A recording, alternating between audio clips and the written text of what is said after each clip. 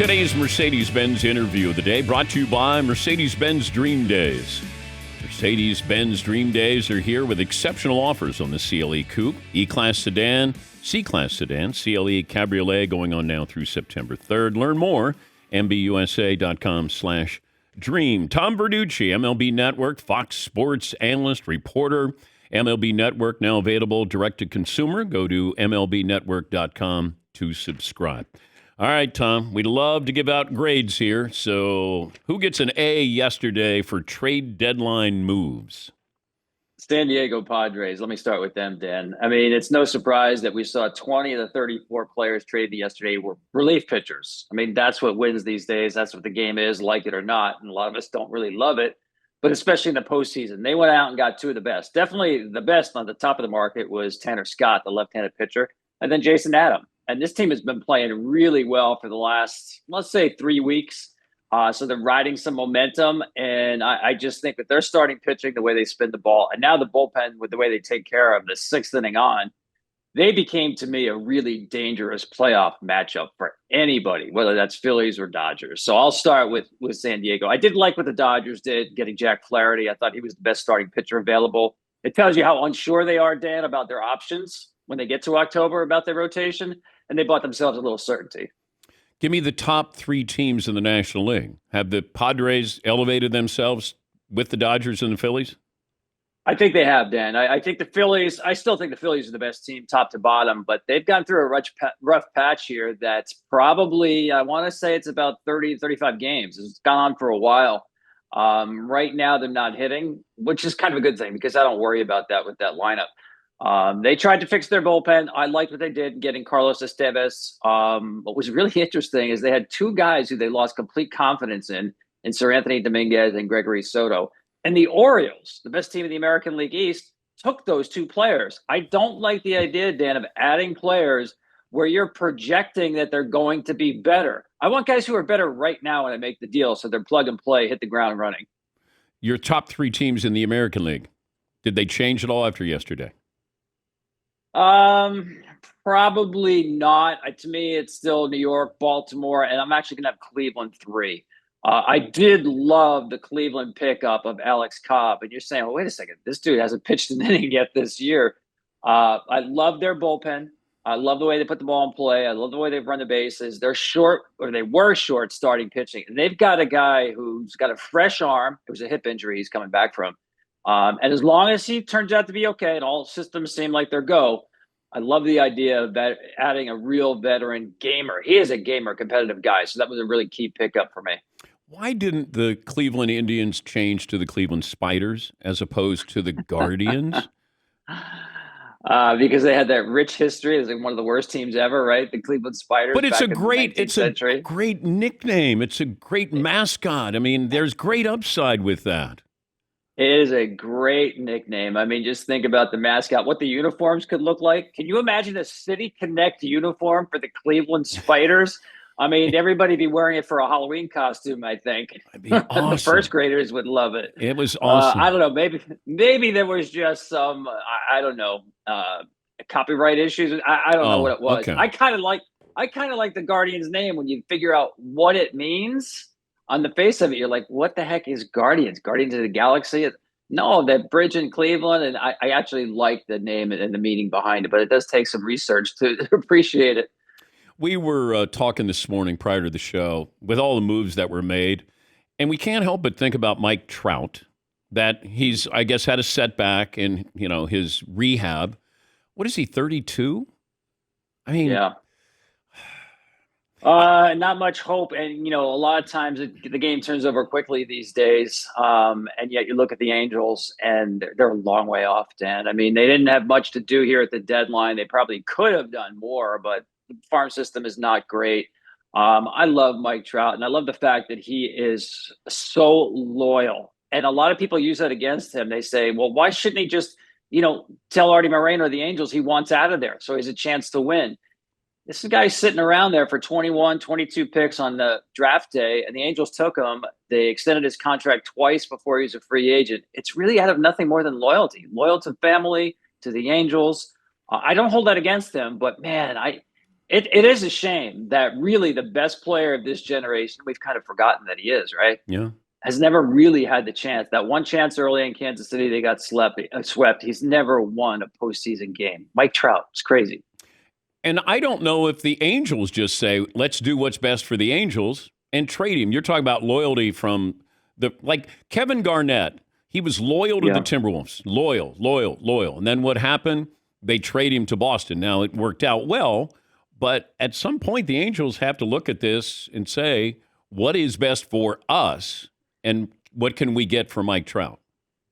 Yeah, it's the problem now is he's just been hurt so much, Dan, that they'd have to pay down that contract to move it.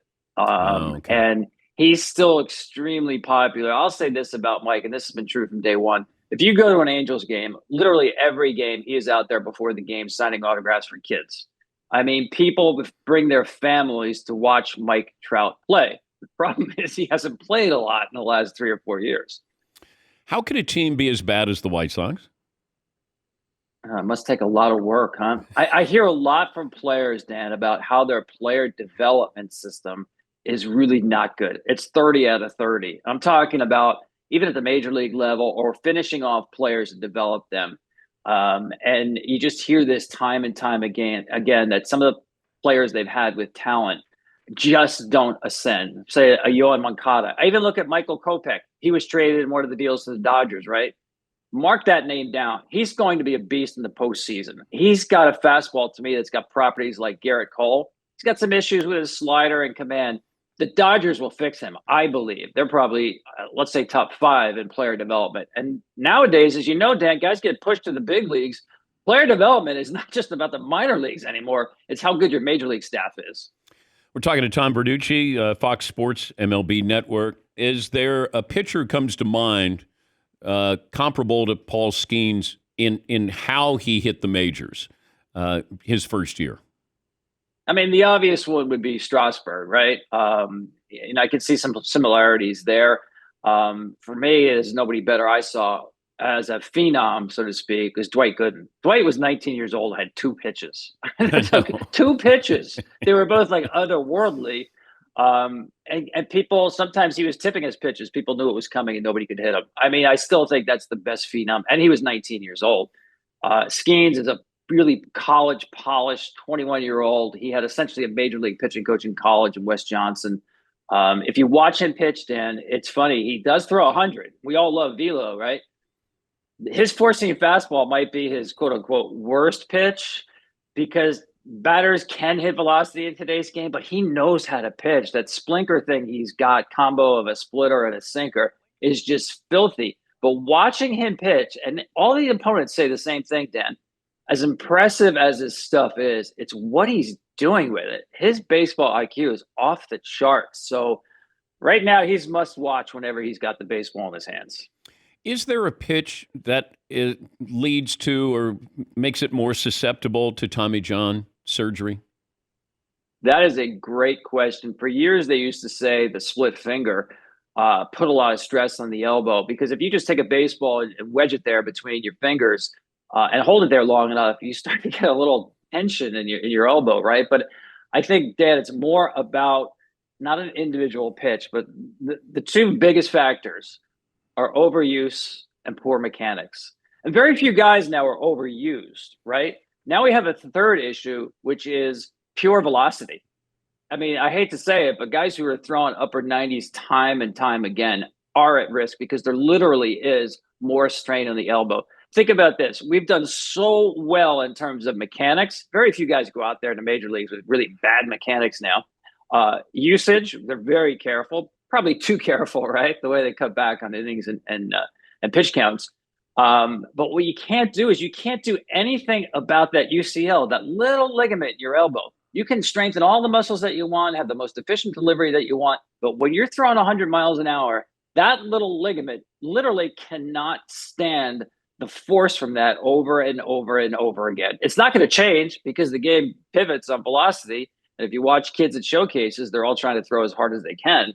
And people have just signed up for that risk that, one day I'm going to blow out, but they'll fix it and I'll get back out there. Is it just me or it sounds like literally sounds like the ball leaving Ohtani's bat is different than anybody else in baseball.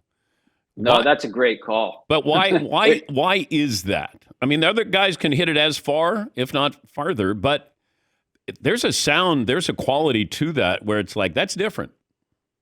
Yeah, I used to say that about Juan Gonzalez back in the day. A few guys really jump out when it comes to Albert Pujols.